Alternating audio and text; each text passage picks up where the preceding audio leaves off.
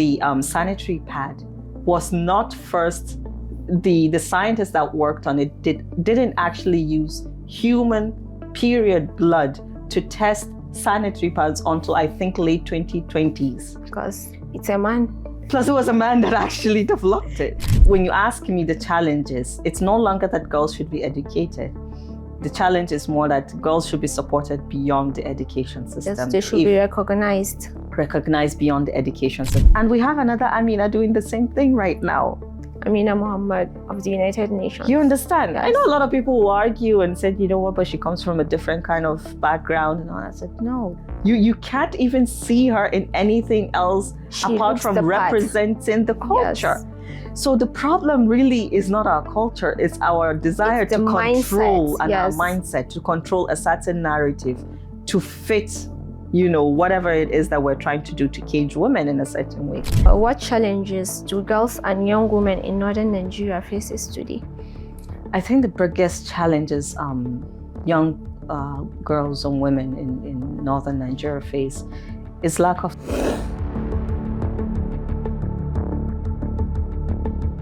Hello everyone, welcome back to another exciting episode of Together We Notch podcast. I am Zuwaira Muhammad Manzo, and I will be your host for today.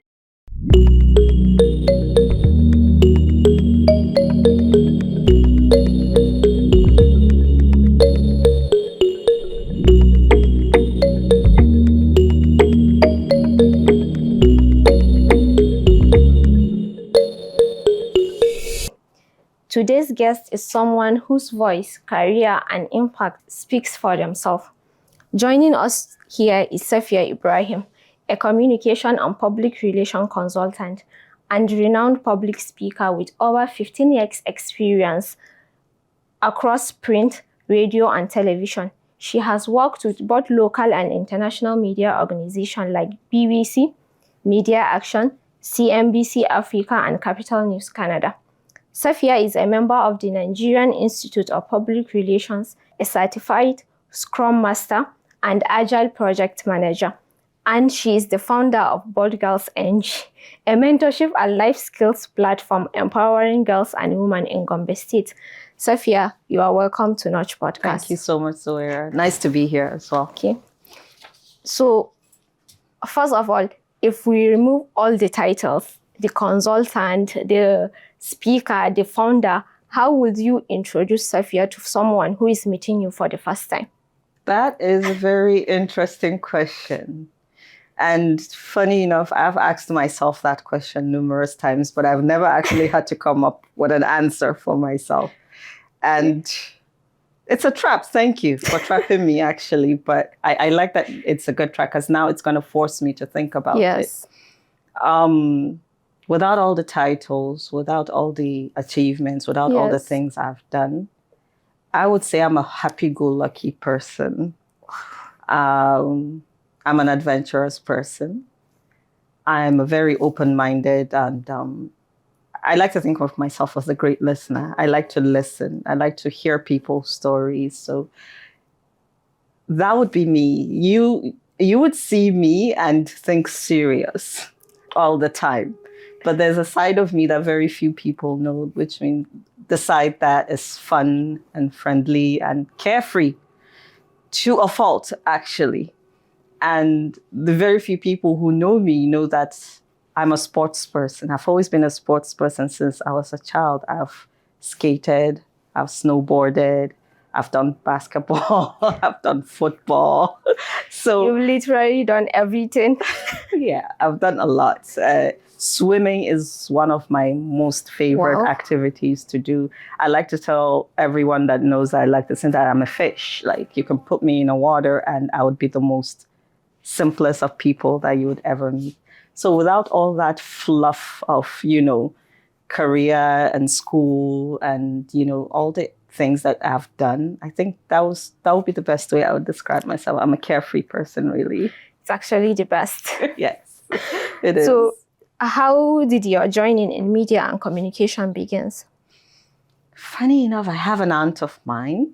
She's actually still in the media, actually, here in Gombe State. And I remember when the decision was I had to decide what I wanted to study in university. I would see her go out into the media. She was on TV, newscasting, and all that. And I would look at her like, oh my God, I want to be like her. But then at the same time, I grew up watching newscasters such as Aisha Bellew, you know, and what's her name? The head of the NIGhtCom, Nigerians in Diaspora. I forget her name actually, but she's one of the people that I look up to. And my dad himself had a little sting with NTA. He was a cameraman, actually. So even though I never got to see that part of him, I heard his stories. He was very passionate about it. So I'd like to say it's in the blood, kind of a way, but I just decided, you know what? I love telling stories. I love listening. So why not go into the media? Exactly. Okay. So what made you transition into communication, consulting, and public speaking? So media has always been what I wanted to do. I knew I wanted to be a journalist. I knew I wanted to be a broadcaster. I didn't so much like journalism, but I like broadcasting. Journalism, print. I write, but I write fiction. Okay. Broadcasting was more something that I really admired, TV and radio. So I had a string with TV. It was just so exhausting. It was just so exhausting being on camera all the time, it's almost like a performance. Yes. And then I tried radio and I fell in love with radio, especially talk radio, not just news radio or music radio, but talk radio. Like talk shows. Exactly, where you have conversations, you bring up issues and you dissect them. So I fell in love with radio mostly. And I thought to myself, what if I can do this beyond the performance of being on air? And of course, the natural course was going into communications and public relations, because then you actually get to talk to a wider audience without the radio performance, without the TV performance. You get to actually make a difference in trying to solve PR solutions. And you get to meet people. You get to meet people. Unlike where if it's radio, it's just somebody at the end, at the other end that you don't see. Yes, after a while with talk radio, you form some sort of familiarity with your listeners. They call in, oh, hi, Safiya, how are you today? But with public relations and you are now on the field. You're now talking to people. You're listening deeper without the performance of the screen that is between you and your listener, you and your audience. Yeah. Okay. So beyond media, you also work in project management and agile frameworks. Yes. Which is quite unique. So how did you get into the Scrum and agile project management? So with project management, of course, when you're in the media, especially in PR, there's always some sort of project you're trying to handle. So it's a natural kind of progression in terms of career. For anyone that doesn't want to get stuck with broadcast or media, it just makes sense that is where you diverge. But the decision for me to transition or to add that extra feather came during COVID-19. Or way even before that, I was thinking about it because I started my NIPR certification way before that. But I realized there will come a time where, like COVID, you'll be stuck in such, confined places. Yes. And there's nothing much you can do in terms of radio or print. And also when it comes to PR, and communications, there's no one-on-one kind of interaction that you're going to have. So projects kind of became redundant during COVID. Everything stopped.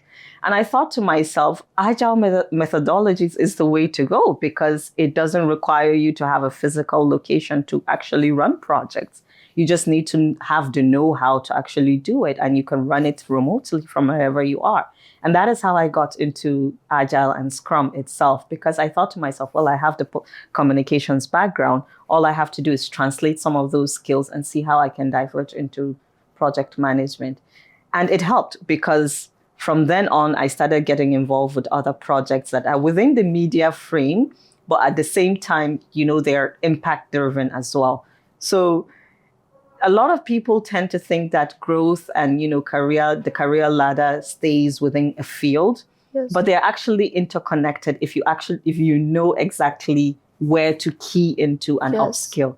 And so for me, it was a natural kind of progression for me to go into project management as well. As you said, you are an adventurer, so... I am. I like to try challenging things and new things, absolutely. Yes. So how can African organizations improve execution and delivery through better project management?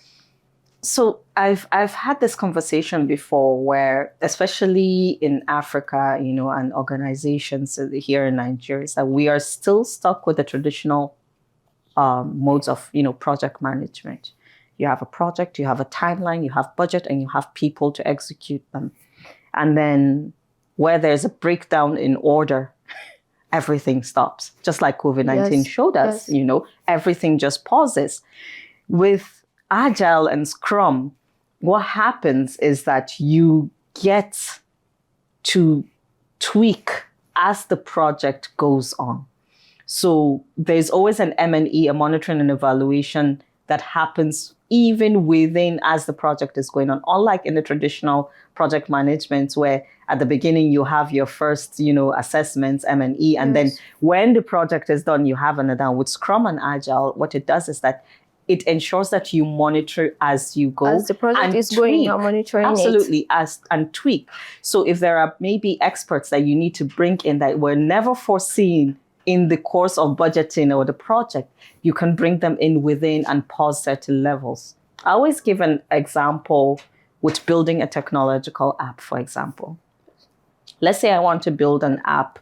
You know how we have here on social media, you see a lot of what I ordered versus what I got. What I got, yes. I was actually thinking of doing something. I want to build an app where, a lot of people will be able to say, okay, I ordered this versus what I got, but I got it from this person and was good. Something like a review kind of app, right?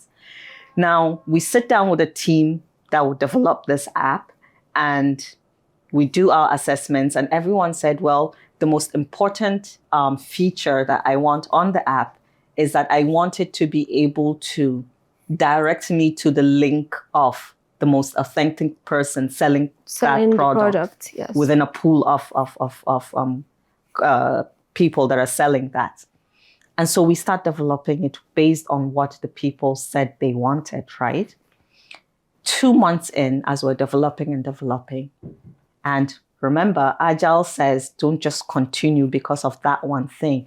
Try and keep finding out new things that maybe adding, So in the course of it, our M&E team now goes back to the people and say, okay, we're still developing this thing, but we want to still find out, is that what you want? And then you go back and you do a poll, and then you find out that is not even what their attention is on now. The attention now is ensuring that there's a return policy. And so the app needs to feature, and that is the number one thing that they need done now.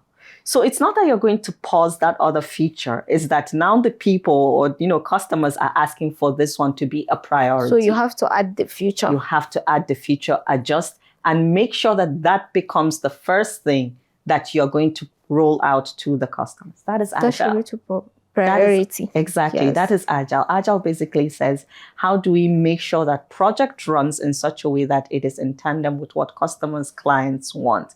Unlike where we say we have a road we're going to fix, until when you go all the way to the end, you find out that, well, cars or lorries cannot follow this road. It's actually a different path that they need you to build. But then you've wasted your resources and energy in building this particular path, when really people's minds have changed. And that is how humans work. Anyway, I wake up today in the morning, I wanted to wear a red dress, and I ended up not wearing a red dress. I wore a blue dress. Yes. So you think of project like that, it makes it easier for organizations to actually reach impact and to actually do the work they want to do efficiently.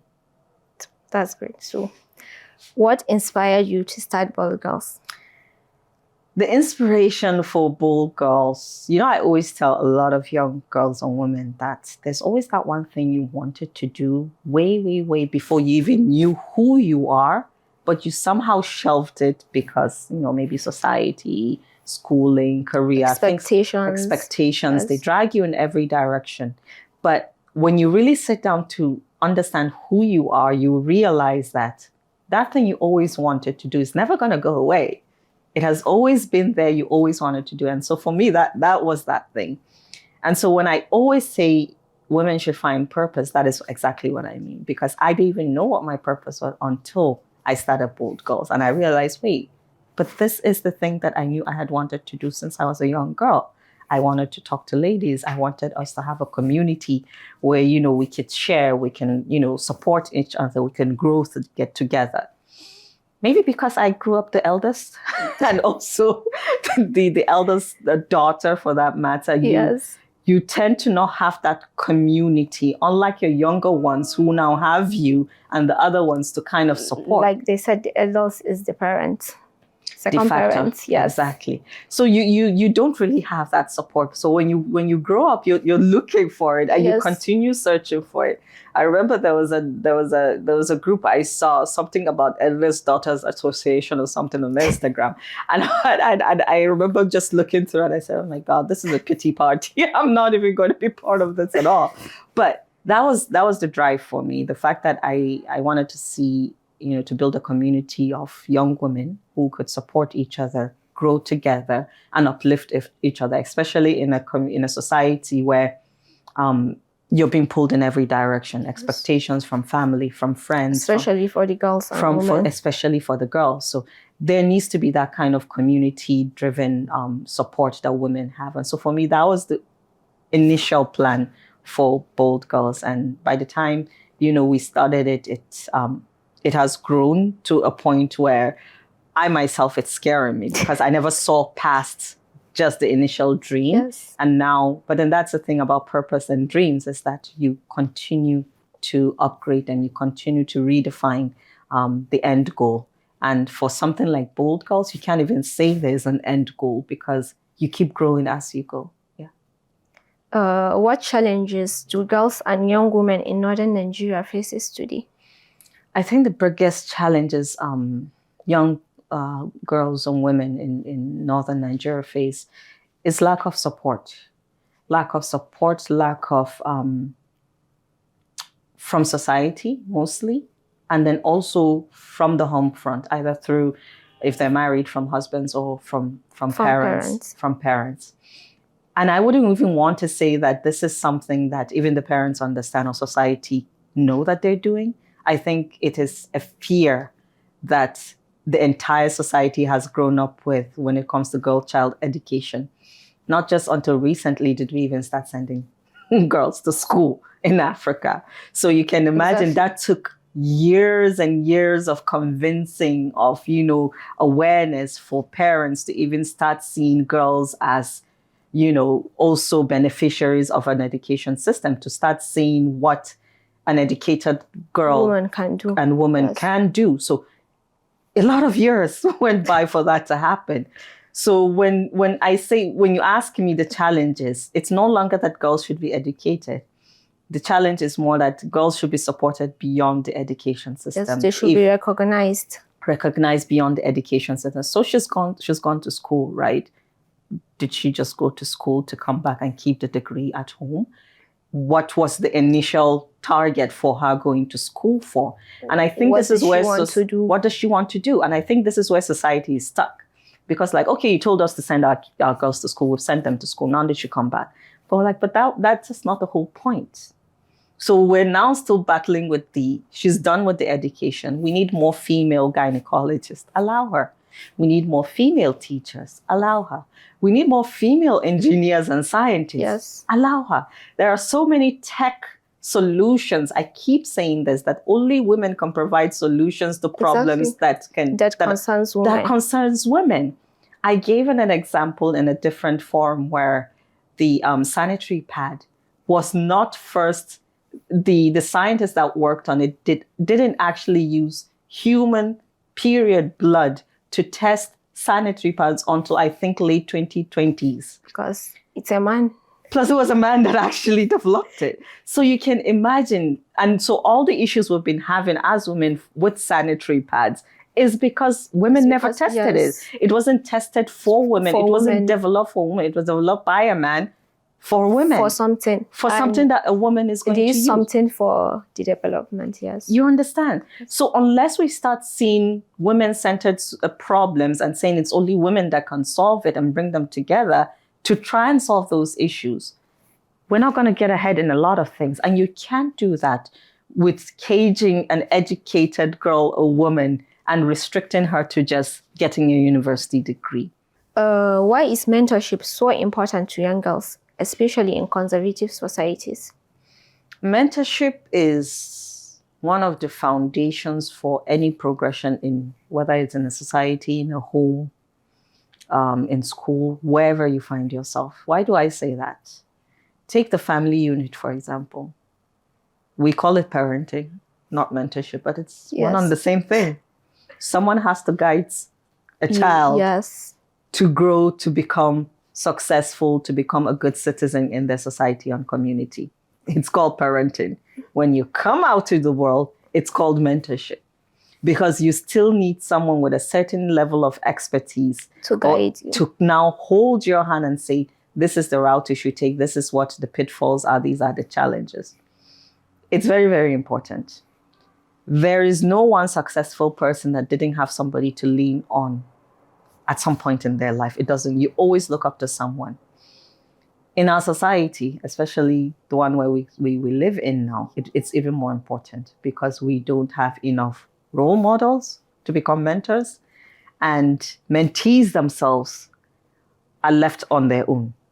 So parents get to do the work, teachers do the work in school, but once they come out into society, that forms the larger part of who teaches them how to live their life, whether it's in their business or in their career.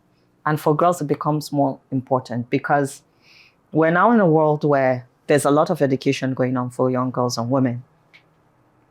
But then there's also a lot of troubles that are happening with social media, with the world becoming a global village.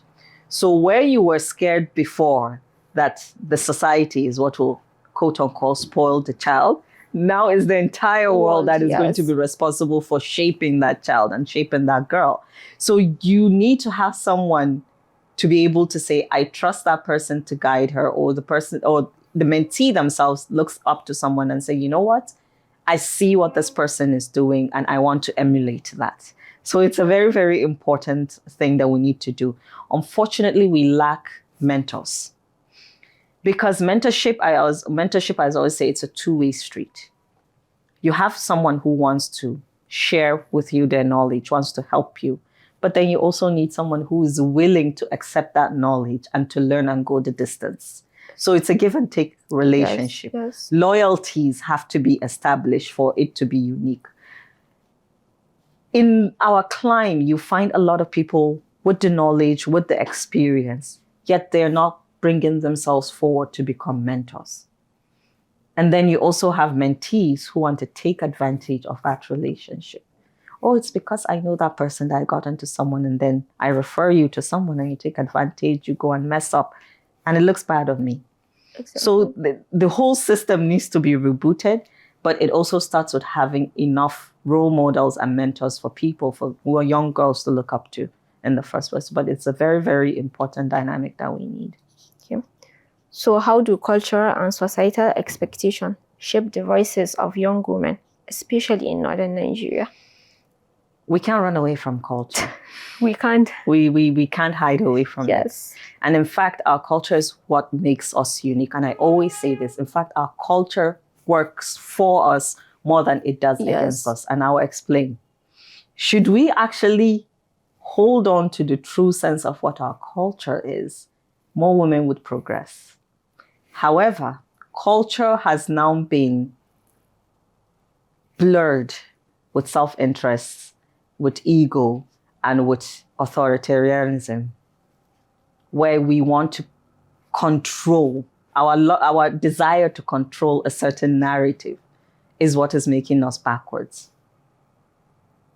Way before when, we've had situations where a lot of women held positions from the same culture that, is holding us back, and have made progress. In Amina, for example. You understand? And that was where I was going with, and I was hoping you would get that. Yes. Great, amazing things. We're celebrating her around the world, globally. Even today. And we have another Amina doing the same thing right now. Amina Muhammad of the United Nations. You understand? Yes. I know a lot of people will argue and said, but she comes from a different kind of background. And all. I said, no, but look at her. Yes. She doesn't go anywhere without her cultural wear. You can't even see her in anything else apart from representing the culture. Yes. So the problem really is not our culture, it's our desire to control and our mindset, to control a certain narrative, to fit, whatever it is that we're trying to do to cage women in a certain way. But give us the leverage to do, guide us. And that's why I go back to saying support from parents, from husbands, from society. Support us, watch us, and then call us back to when we are making errors. You can't tell me that there are no men that are making the same errors that we women are going to go into. We're all humans. We're bound to make mistakes. But the thing is, if you do the mistake, are you now defined by that mistake or by the corrections you make to improve it? But for a woman, you get defined by the mistakes you make. And that is not how it's supposed to be, especially if there's a potential in a woman to actually get to a position or to do something to change the narrative of her society.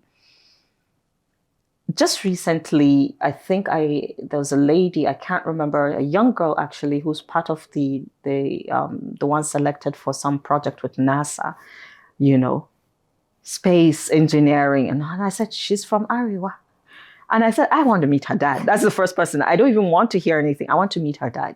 Because I can only imagine the loopholes, even her mom, that they had to go through for her to get to that stage. So parents need to understand that when we say we want to become something, when we want to do, we're not fighting with culture. We're not fighting with our religion. We're fighting to have a purpose for ourselves. Beyond our culture is what actually even made us we are. Exactly. So. And the culture is beautiful. I always say of all the cultures in Nigeria, maybe I'm being partial to it. You're not. It's one of the most beautiful things. Not only does it instill morals, modesty, and also the kind of kindness and community living that we have. So we have everything it takes to progress. But again, I said fear and years of decolonization that really needs to happen. We need to do better as a society. So how can men, institutes, and communities support women empowerment? Well, because Nigeria generally is a patriarchal society. A lot of African countries are. A lot of Asian countries are. Most of the European and maybe not. But generally, globally, we live in a man's world. We've heard that a lot. And we agree. In fact, I'm a true advocate for men as leaders. I'm pro men. I don't want a soft life, honestly. I apologize. I want a soft life. Exactly. But at the same time, what I do acknowledge is that I need someone to lead. And naturally, women need leaders. Doesn't mean they can't lead. But they need leaders. They need guidance. There are certain biological facts that we cannot even argue with. Yes. And so we relinquish that. We want you to lead. We don't want to lead.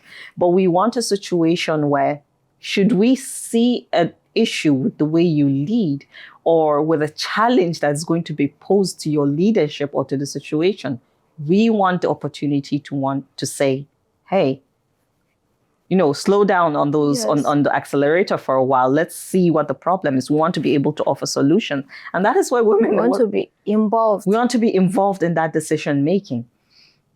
How many times have you seen a man take a decision without, consultation from the women folk? And the decision probably is for the women folk at the end of the day. Yes. And then they come and they're like, well, you didn't ask me. I said, but you should have said something, but you didn't consult me before you took the decision. So many things will be averted if that consultation and that being involved gets into it. So yes, patriarchy is a problem. But at the same time, I think we're doing much better now. A lot of men realize they can't even do it alone anymore. I think there's it's, what they say, the rain washes away and, your eyes clear. Yes. I think we're getting to a point where men have started realizing that they can't do it alone. Yes. And they need it. There's a certain eye that I always say that a woman has and a man can never, ever have. And that is why we are multitaskers by nature. I could be here and I'm already planning what I'm going to have for dinner and what the family's going to have for dinner. I am already 2 days ahead of my husband in terms of understanding whether or not we're going to have enough water in the house, whether or not the unit is going to die out. But he's waiting now for me to tell him when it's going to happen. Yes. he probably knows that he's going to have to pay for it, but I'm already 2 days ahead. There was a joke that was shared with me the other day, and it said that when a man hears that something is finished at home, he knows the woman is giving you a notice because it's not finished right now. It's finished in the next 2 days. Yes. So if you understand that, then you know that you can't do without both of you together having this situation. So it's important, but the support also needs to come from them because they hold authority, they hold the power. And should you find that you have either a wife or a daughter that has the potential, we see skills, we see talents in a lot of young girls, but they die. They die with no support. So we need that from them. I always say, even to the bold girls that we're with, I always say, you can't even be a bold girl without the support of the men in your life. Brother, father, husband. Very, very important. Because when the tough gets going and society begins to crush you, they are the only ones who speak up against and who speak up for you. So we can't do without them. We can't. And I always appreciate the men and, in our lives that are doing that for us because, and I say for myself personally, I wouldn't even be who I am without the support of my husband or without the support of my father. I always say that because I'd probably have quit a long time ago because of the pressure, because of, self-doubt, because of, now you're a mother, now you're a wife. There are certain things that might want to drag you away from your own path. You have built a career while advocating for women. And this balance is so inspiring. What's next for Safiya Ibrahim? New projects, platforms, goals? As I said, I'm an adventurous person. So I really don't even want to know what's next. Why? Because I believe when you're on a path to doing something, things just fall on your lap. Just go with the flow. Go with the flow. So as I said, I'm a happy-go-lucky kind of person. So when something comes up, I analyze it. Is it going to derail me from who I am and my purpose? If not, then it's a challenge that I'm willing to take. But in terms of what's next for me, honestly, I don't see past the next 3-4 goals that I have in front of me. Because one of the things that I realize a lot of us women, we do, and is that we multitask in so many directions that we don't get to finish something specific. You start this, you drop it. You start this, you drop it. I've seen situations where it's, okay, get married, you get married. And then, okay, I'm going to go back to school. Oh, you're in school. And then everything pauses. But then what happens? You got married and then now there's a baby coming along. And so you defer. Then you haven't done school, you haven't finished this, the marriage is still new, so a lot of things happen. So I like to take things one step at a time, but analyze as I go as well. So at this point, I really don't even want to know what's next for me, but I'm welcome to new opportunities, and exciting adventures. What legacy do you wish to leave for girls and women in Nigeria? I always tell myself that, and I've asked this question, and I ask a lot of women too, what do you want to be remembered for?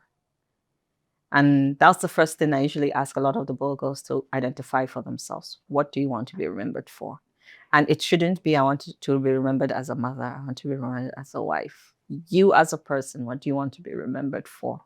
Your children will always remember you. So there's that legacy already. Your husband, we hope he will remember you. We'll always remember you. But you as a person, when someone looks at you, what is that legacy, as you said? For me is that I was able to make women that, look up to me or women that want to learn from me to be better versions of themselves, whatever that definition is for them. I don't even define that. You have to define that for yourself.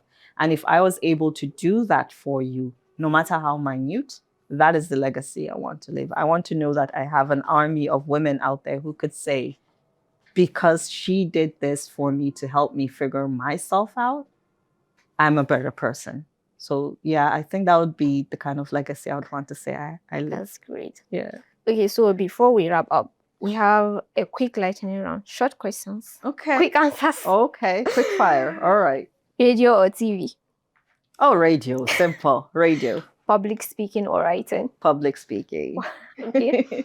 Planning or spontaneous creativity? I'm a planner.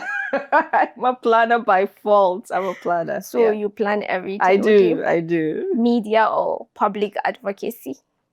That's a tough one. That's a very tough one. Wow. Public advocacy. Yeah. Okay. So leadership or collaboration? Leadership. With leadership comes collaboration. So Okay. leadership. Just one word to describe your journey. Blessed. Just a word. Blessed. Okay. Yes. Okay, so that brings us to the end of the conversation. A massive thank you to Aunt Safiya Thank you for sharing her wisdom, her voice, and her heart. And from media to mentorship, she reminded us that stories shape societies and empower girls changes community. If you enjoyed this episode, don't forget to like this video, subscribe to our channel, and share with someone who needs to hear this. Thank you very much. Thank you. Thank you, Aunt Thank you very Safiya. much.